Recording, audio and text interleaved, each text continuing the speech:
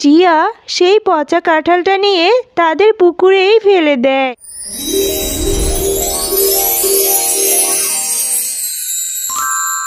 সেইখানে তো একটা বড় কাঁঠালের গাছ হয়েছে। জিয়া, তোমরা মা ও মেয়ে অনেক ভালো, তাই তো সেই পচা কাঁঠাল থেকে এত বড় একটি কাঁঠালের গাছ হয়েছে। জিয়া, আমি বাজারে যাব মা, ঘরে যে রান্না করার মতো কিছুই নেই। আমি এখন একটু বাজার থেকে ঘুরে আসি, তুই বাড়িতেই থাক মা, আমি তোর জন্য চকলেট নিয়ে আসব। মা, তুমি বাজারে যাচ্ছ, আমাকেও সঙ্গে করে নিয়ে চলো না মা। না রে জিয়া, তোকে নিয়ে যেতে পারবো না। বাজারে গেলেই তুই এটা ওটা খাওয়ার জন্য বায়না ধরবি। আমার কাছে কি অত টাকা আছে যে তোকে কিনে দিব ওইসব?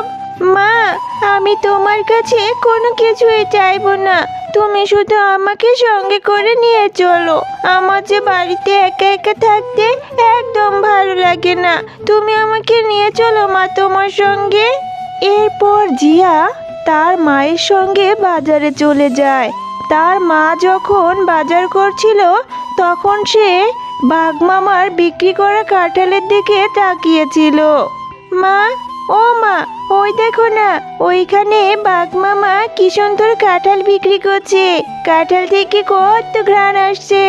হ্যাঁ রে জিয়া, কাঁঠাল থেকে তো খুব সুন্দর ঘ্রাণ আসছে। কেন রে মা? ও মা, ওইখান থেকে আমাকে একটা কাঁঠাল কিনে দাও না, আমার যে বড্ড কাঁঠাল খেতে ইচ্ছে করছে। ওই কাঁঠালের ঘ্রাণে মনে হচ্ছে কাঁঠালগুলো খেতে অনেক মজা হবে। দাও না মা একটা কাঁঠাল কিনে। মারে, আমি কি অত টাকা নিয়ে এসেছি নাকি যে কাঁঠাল কিনে দিব? যা টাকা এনেছি তা দিয়ে তো ঠিকমতো বাজারই করতে পারলাম না। আচ্ছা ঠিক আছে, আমি বাঘ মামার কাছে গিয়ে দেখি, বাকিতে যদি একটা কাঁঠাল দেয় তাহলে এখন কিনে দিব, নয়তো আবার পরে। বাঘ মামা, আপনার কাঁঠালগুলো তো দেখে খুব ভালো মনে হচ্ছে, কি সুন্দর ঘ্রাণও বের হচ্ছে। তো বলছি বাঘ মামা, আমাকে কি একটা কাঁঠাল বাকিতে দিবেন? আমি কিছুদিন পরে এসে আপনার টাকাটা দিয়ে দেব। আরে ঝুমা, তুই এসব কি বলছিস? কাঁঠাল খেতে এসেছিস, তাও আবার বাকিতে? না রে, আমি বাকিতে কোনো কাঁঠাল দিতে পারবো না, কাঁঠালের যে অনেক টাকা দাম। বাঘ মামা, আমার মেয়েটা যে কাঁঠাল খাওয়ার জন্য বায়না ধরেছে, দিন না একটি কাঁঠাল, আমি আপনার টাকাটা যত তাড়াতাড়ি সম্ভব দিয়ে দেব। আরে ঝুমা, বললাম তো বাকিতে কাঁঠাল দিতে পারবো না, এখান থেকে যা তো, আমাকে বিরক্ত করিস না। বাঘ মামা, এভাবে কেন বলছেন? জিয়ার বাবা বেঁচে থাকতে আপনাদের সকলকে কতই সাহায্য করেছে, আর এখন আপনারা আমার সাথে এমন ব্যবহার করছেন। আচ্ছা ঠিক আছে, কোনো কাঁঠাল লাগবে না, চলে যাচ্ছি আমি। এরপর ঝুমা শিয়ালিনী মনটা খারাপ করে তার মেয়েকে নিয়ে সেখান থেকে চলে যায়। মা, তোমার রান্না করতে তো এখনো অনেক সময় বাকি, আমি ততক্ষণে আমার বন্ধু টিনার সাথে একটু খেলা করে আসি। জিয়া, একটু আগেই তো বললি তোর নাকি খুব ক্ষুধা পেয়েছে, তাহলে তুই ক্ষুধা পেটে নিয়ে কিভাবে খেলবি রে মা? মা, আমি একটু খেলা করে তাড়াতাড়ি চলে আসব। আর তোমার মনটা এখনো খারাপ, তুমি আমাকে কাঁঠাল কিনে দিতে পারোনি বলে মন খারাপ করে আছো মা? তুমি মন খারাপ করো না, আমি আর কখনো কাঁঠাল খেতে চাইবো না। খুব বুদ্ধি হয়েছে না, মায়ের মন খারাপও বুঝতে শিখে গেছিস। আচ্ছা ঠিক আছে রে মা, তুই চিন্তা করিস না, আমার টাকা হলে আমি তোকে কাঁঠাল কিনে দিব। যা মা, এখন খেলতে যা। টিনা, এই টিনা, আজকে তুই মাঠে খেলা করতে যাসনি কেন রে?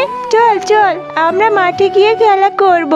না রে জিয়া, আজকে আমি খেলা করতে যাব না, আজকে আমার মা আমাদের বাগান থেকে কাঁঠাল পাড়বে, আমি সেখানেই যাব। টিনা, তোদের কাঁঠাল বাগানে অনেক কাঁঠাল হয়েছে, তাহলে তো তোরা প্রতিদিনই কাঁঠাল খেতে পারিস। চল টিনা, আমিও তোর সঙ্গে যাব, আমি তোর মাকে কাঁঠাল পাড়তে সাহায্য করব। এরপর তোর মা যদি আমাকে একটি কাঁঠাল দেয়, আমিও কাঁঠাল খেতে পারবো। আচ্ছা ঠিক আছে রে জিয়া, তাহলে চল, তুইও আমার সাথে চল।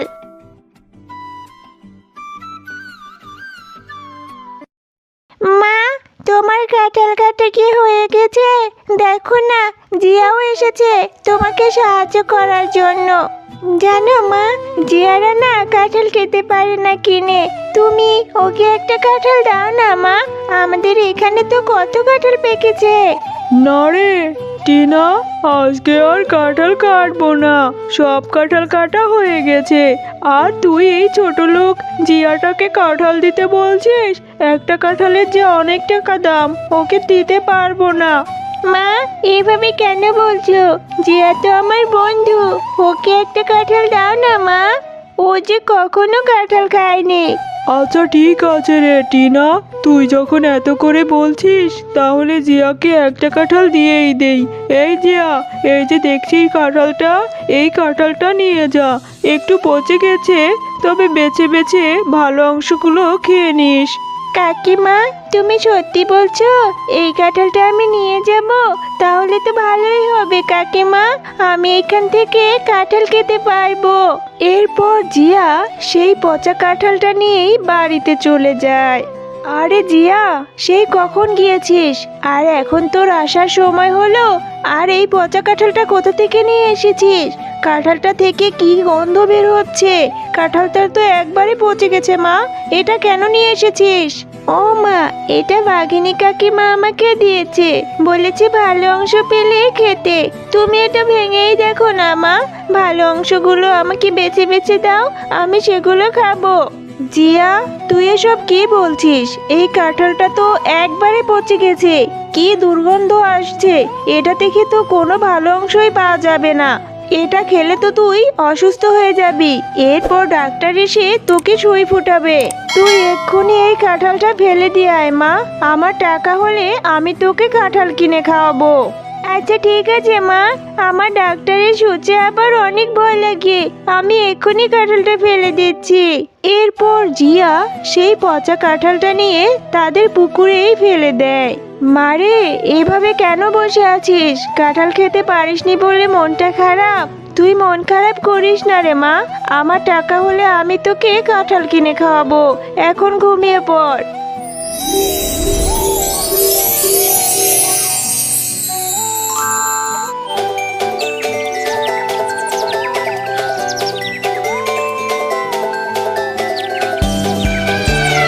আরে, এই পুকুরে এত বড় একটি কাঁঠাল গাছ কোথা থেকে আসলো? মা, ও মা, দেখে যাও, কালকে যেখানে আমি কাঁঠালটি ফেলেছিলাম সেইখানে তো একটা বড় কাঁঠালের গাছ হয়েছে।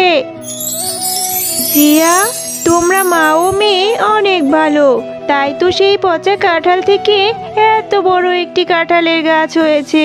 এই গাছ থেকে কখনোই কাঁঠাল শেষ হবে না, তোমরা যত ইচ্ছা তত কাঁঠাল খেতে পারবে, আবার কাঁঠালগুলো বাজারে বিক্রিও করতে পারবে। আরে, এটা তো জাদুর কাঁঠাল গাছ, এই কাঁঠাল গাছ দেখছি আবার কথাও বলছে।